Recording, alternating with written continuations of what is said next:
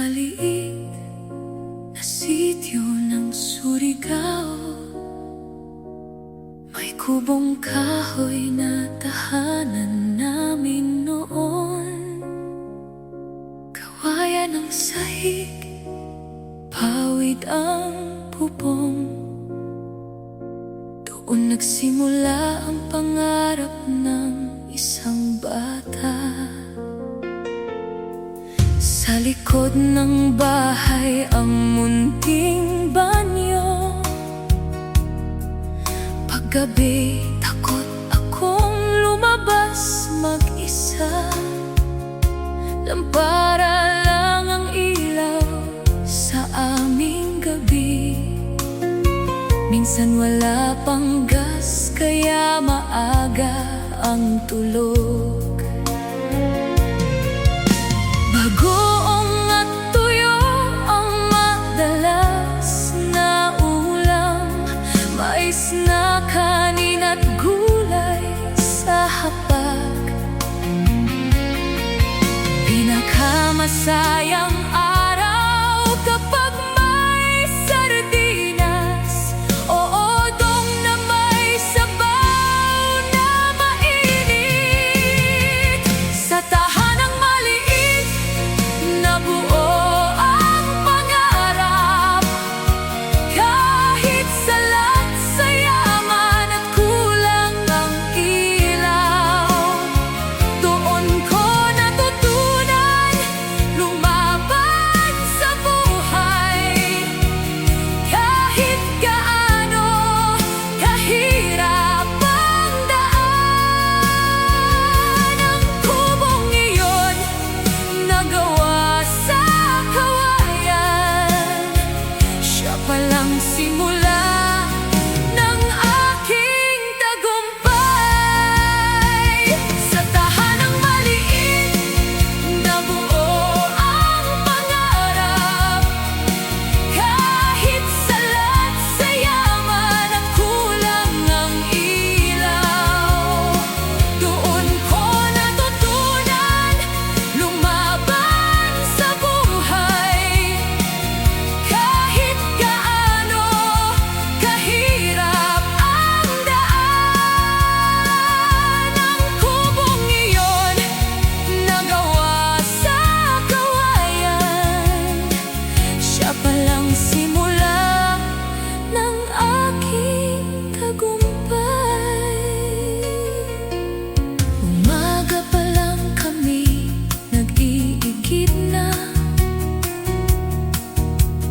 Tubig sa balon para kay inay.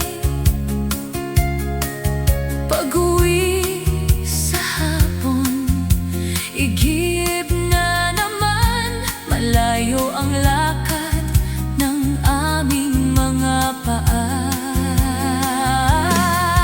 Kukuha ng kahoy, panggatong sa kusina, at pagkain ng baboy sa likod ng bahay. Tangkay ng gabi at hilaw na papaya, buhat ng musmos na katawan.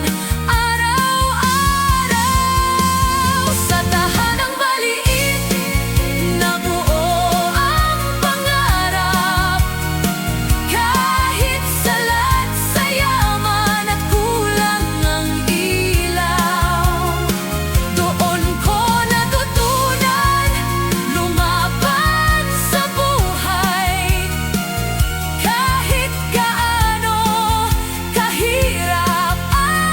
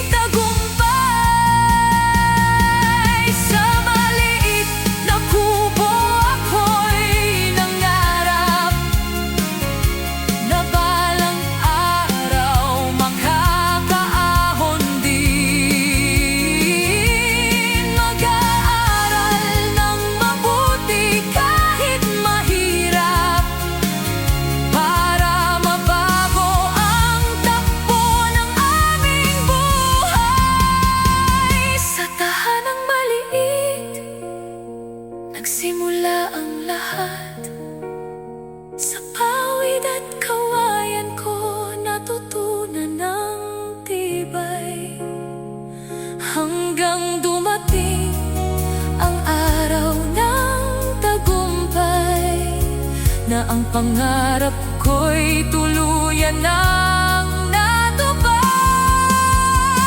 Nakatulong sa pamilya, napagtapos ang kapatid, at naiahon sa hirap sina nanay at tatay. Ngayon maayos na ang buhay naming lahat, pero sa puso ko'y di mawawala kailanman ang kubong kawayan na naging saksi sa batang minsang mahirap, na binato na